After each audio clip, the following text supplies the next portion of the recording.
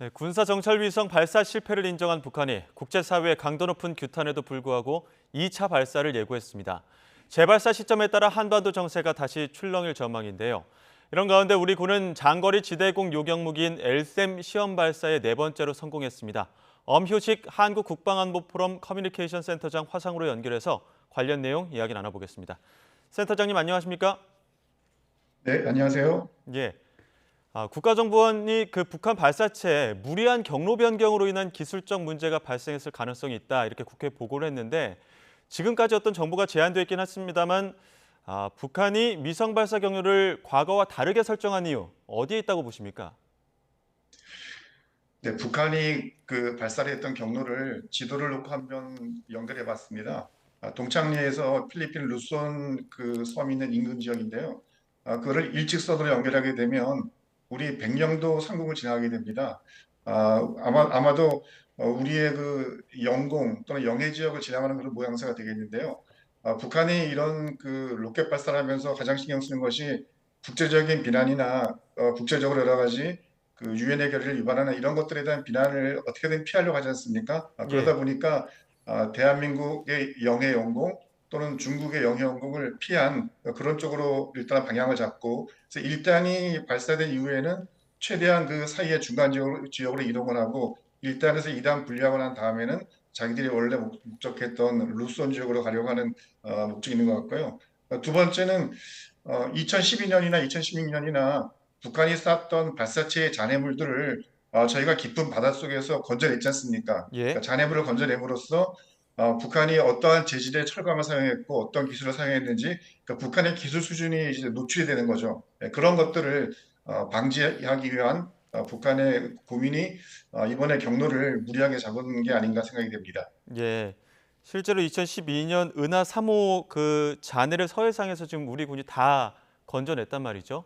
이번에도 그렇죠, 서해에서 네. 지금 북한 전차위성 로켓 그 2단체 수거 인양 작업을 진행하고 있는데 만약에 인양이 완료가 된다고 한다면 어떤 기술 정보들을 저희가 좀 얻을 수 있는 겁니까?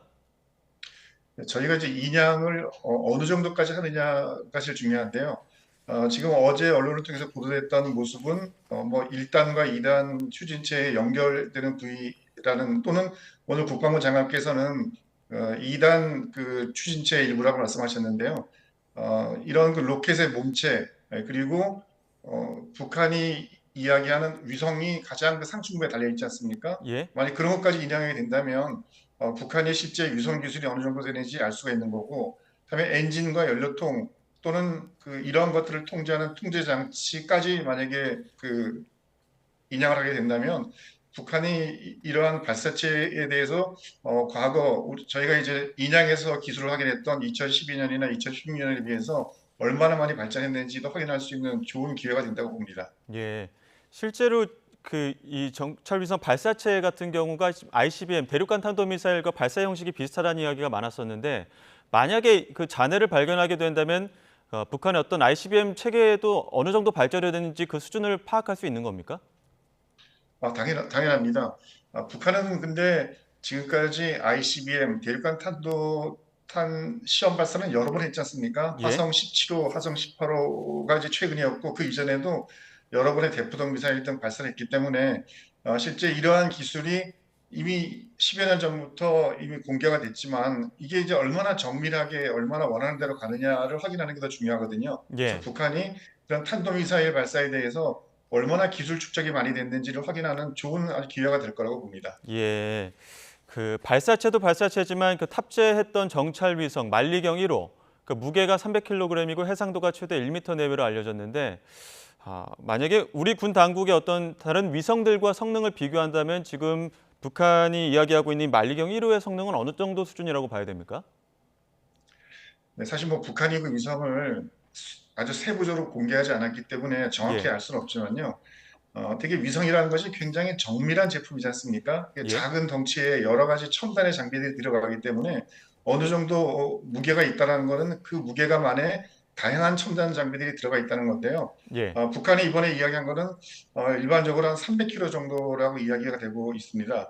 근데 우리 한국군이 그 정찰 위상 사업을 하고 있는 것이 425 위성 사업이라는 걸 하고 있는데요. 이제 올 연말 정도에 아마 첫 번째가 발사될 것 같은데 그거의 그 위성의 무게를 대략 한 800km 정도 생각하고 있습니다. 예. 우리가 800km 정도의 정찰 위성을 발사해서 원하는 영상과 여러 가지 필요한 정보들을 얻게 되는데 이제 그런 것들을 비교한다면 300km 정도의 무게라고 하면 아마 이게 초보적인 단계의 위성일 것으로 추정이 되고 뭐 해상도라는 것도 사실 1m라는 것은 1m 정도의 크기가 됐을 때 대략 이것이 어떤 물체인지 측정한다는 건데 위에서 봤을 때 사람 한 명만 놓고 보더라도 1m가 안 되지 않습니까? 예. 그러니까 정확한 것들을 식별하기에는 기능적으로 좀 제한성이 많을 것 같습니다. 예. 지금 국정원 분석에 의하면은 지금 우리 누리호 성공에 좀 자극을 받다 보니까 김정은 위원장이 좀 조급함이 실패를 부른 것 아니냐 이런 지적들도 나오긴 하는데 장기적으로 봤을 때 그 이번 그 북한의 그 발사체 실패가 어떤 좀 데이터를 얻게 되는 기회가 될 수도 있을 것 같고요. 또 기술 진척도 어느 정도는 또 이룰 수 있지 않을까라는 생각도 드는데 이번 실패를 통해서 북한이 얻게 되는 데이터가 있다면 어떤 것들이 있을까요? 이번 그 발사에 있어서 가장 큰 차이점은 오늘 아침 북한이 공개했지만 발사체 형상이 이제 기존에 발사했던 뭐 화성 17형이나 이런 것과는 일단 외형이 좀 많이 다르지 않습니까? 예. 뭐 일단 추진체의 크기도 다르고 그래서 새로운 그 발사를 시도했다는 것이 북한으로서는 나름대로 뭐 얻은 게 있을 거고요.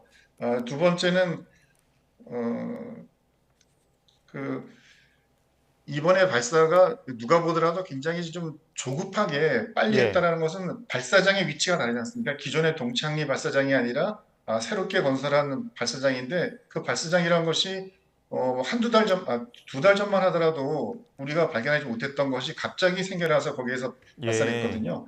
그런 걸 놓고 보면 북한이 이번 그 발사를 굉장히 서둘렀고 뭔가 서둘러야만 될 만한 이유가 있었구나라는 생각을 하게 됩니다.